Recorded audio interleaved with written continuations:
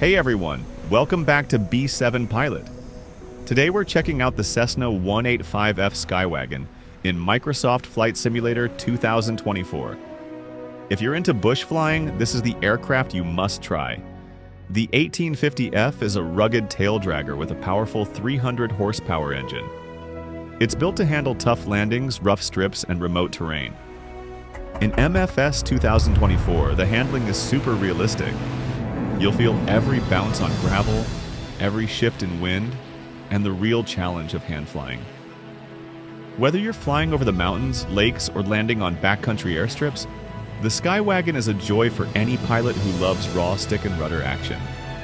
If you've flown it in the sim, tell me what you think in the comments. And hey, don't forget to subscribe for more quick aircraft rundowns and sim content every week.